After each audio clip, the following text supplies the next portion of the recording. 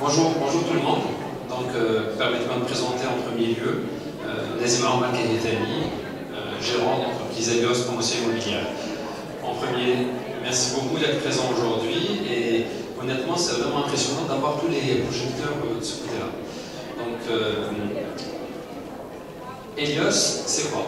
Helios est un projet immobilier au niveau d'Oran initié par des associés algériens qui ont eu l'initiative, la volonté de créer quelque chose dans cette île qui se développe de plus en plus.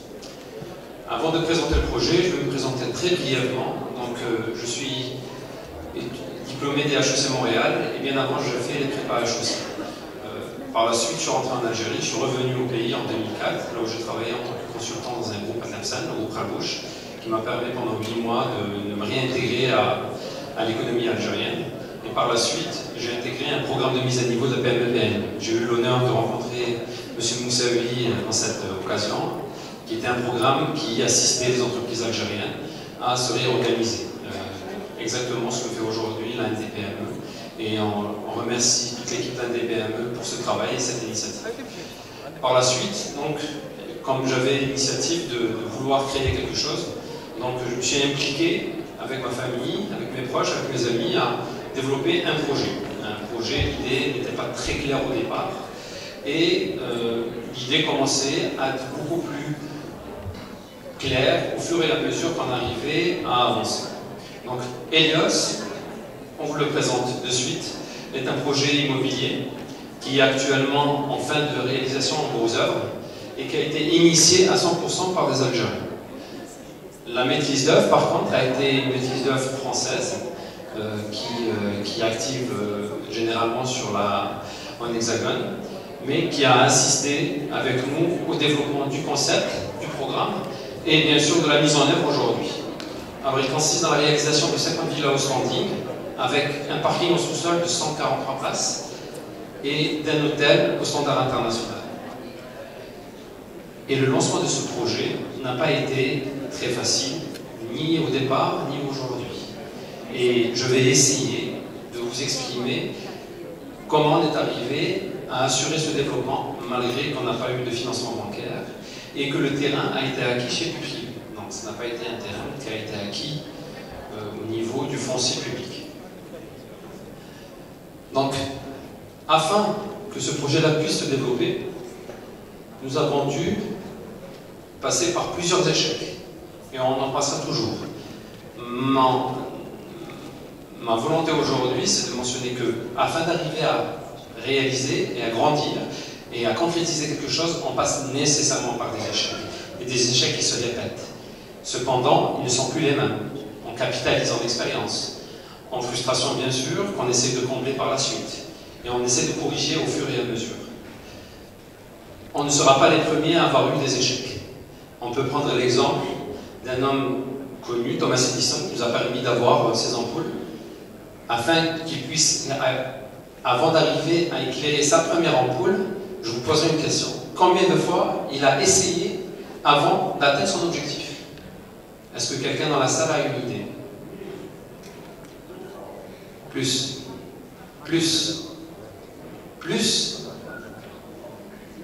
10 000 fois.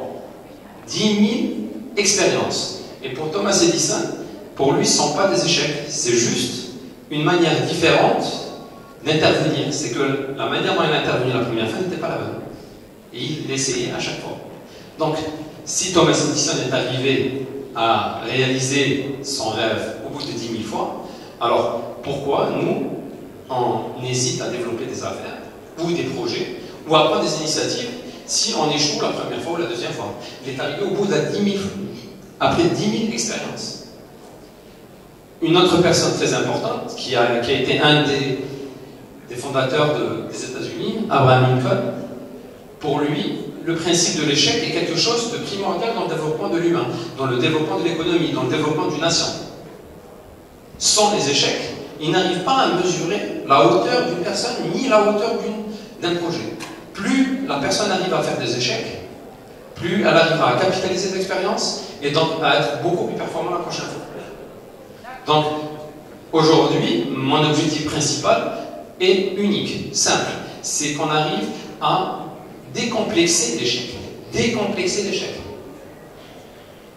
On peut prendre l'exemple de beaucoup de personnes, beaucoup d'ingénieurs, beaucoup d'inventeurs qui ont eu que des échecs. Ils n'ont pas été brillants dans leur scolarité, ils n'ont pas été extraordinaires dans leur cursus universitaire, mais ils sont arrivés à concrétiser des choses merveilleuses. Donc, si on sort juste d'une seule chose, si aujourd'hui on sort de cette réunion, de cette rencontre, où nos responsables arrivent à intégrer avec nous que la notion d'échec n'est plus un complexe, au contraire, c'est une valeur à inculquer, on sera arrivé à faire un très grand pas. J'ai eu la chance de pouvoir faire des études à l'étranger, et principalement en Amérique du Nord. Pourquoi? Parce que la perception de l'échec en Amérique du Nord, elle est totalement différente par rapport à ce qu'on a aujourd'hui ici en Algérie. Je prends l'Algérie parce que c'est mon terrain d'activité. Nous, en tant qu'Algériens, on a ce complexe, honnêtement, il faut le dire, qu'on n'arrive pas à accepter de perdre. Vis-à-vis de la famille, vis-à-vis de la société, vis-à-vis des gens. C'est-à-dire, même si on n'arrive pas à concrétiser quelque chose, on le cache. Alors qu'un grand monsieur comme Abraham Lincoln, il vient de dire, ce que je veux savoir avant tout, ce n'est pas si vous avez échoué, mais si vous avez accepté votre échec. Donc si on arrive à accepter nos échecs, on ne pourra qu'évoluer. L'enseignement que j'ai pu avoir à HEC Montréal, ce n'est pas nécessairement les théories qu'on a pu apprendre, c'est pas nécessairement, c'est le fait d'avoir plusieurs expériences et qu'il y ait eu un matraquage en termes d'examen. Et ce n'est pas le fait d'avoir eu des notes excellentes ou moyennes qui va faire notre personne. C'est la capacité à pouvoir transcender ces éléments. Nous sommes rentrés plus de 3000 personnes dans mon cycle. Nous sommes sortis au bout de 3 ans et demi, plus de 500 personnes. Donc le concept de l'échec, il n'est pas catastrophique. C'est que les gens sont habitués à tomber et à se relever. Et je pense que c'est le premier enseignement que nous avons quand on vient à la vie. C'est de tomber et d'essayer de marcher. L'autre point qui est très important, c'est quand on développe un projet ou quand on entame une initiative, c'est de bien prendre en considération, ça c'est le deuxième point que j'aimerais bien apporter, il vaut mieux agir qu'écouter. Nous avons une certaine tendance, mais ce n'est pas spécifique à l'Algérie, c'est mondial, c'est que quand on essaie de faire quelque chose qui est audacieuse ou différente, ou que les personnes n'arrivent pas à comprendre parce qu'ils n'ont pas eu les mêmes expériences, on essaie de vous décourager. Oui, mais ton projet n'est pas bien beau, n'est pas beau, pas fini, pas bien travaillé, ça ne marchera pas. Ça, c'est des choses que j'ai souvent, très souvent écoutées. Mais la réponse est simple. C'est que si ces personnes arrivent à vous communiquer de cette manière, c'est qu'eux-mêmes ne sont pas arrivés à faire des choses. Alors, pourquoi ils se permettent de vous critiquer? Donc, n'écoutez pas, avancez. N'écoutez pas et avancez. Le dernier point, je ne vais pas m'étaler parce qu'il me reste que 2 minutes. Je vous poser une question. Bon, la normalité de l'échec, on n'a plus le temps d'en parler, mais je parle beaucoup d'échecs. À votre avis, quel a été mon plus bel échec sur le lancement d'un projet aussi important? Mon plus bel échec. Et je le considère comme un très bel échec. À votre avis? Un avis.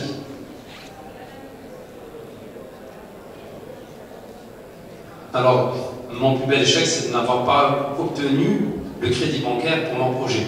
Et je vous explique pourquoi. Parce que si j'aurais obtenu mon crédit initialement, au début, je n'aurais pas fait tous les efforts, je n'aurais pas fait tout le travail que j'ai pu effectuer. Il a fallu que je croie encore beaucoup plus à mon projet pour l'aboutir. Si j'aurais eu mon crédit au départ, je n'aurais pas capitalisé l'expérience que j'ai aujourd'hui. Je n'aurais pas eu autant de valeur à entreprendre ce projet. Aujourd'hui, je suis très content de ne pas avoir eu mon crédit. Et ça a été un bel échec qui m'a permis aujourd'hui d'avancer d'une manière différente, d'une manière beaucoup plus sereine, d'une manière beaucoup plus pragmatique et réaliste. Je vais vous passer une dernière vidéo, si vous permettez, la dernière vidéo, et j'arrête. C'est une vidéo que j'ai trouvée superbe. C'est un grand monsieur, Steve Jobs, qui l'a mis en place, qui l'a réfléchi, et ça résume très bien ce que je viens d'énoncer, qui est la culture de l'échec. Si vous permettez. Elle a été, pour moi, elle est marquante, cette vidéo. Donc on voit Albert Einstein, qui n'a pas été nécessairement un très brillant étudiant, mais qui est arrivé à faire quelque chose d'extraordinaire. Martin Luther King, la même chose. Et bien d'autres. Le mec de Virginie Gastor, John Lennon. Toutes ces personnes-là n'étaient pas brillantes, mais ils ont fait beaucoup d'échecs avant d'arriver là où ils sont. Beaucoup d'échecs. Glorify or vilify them.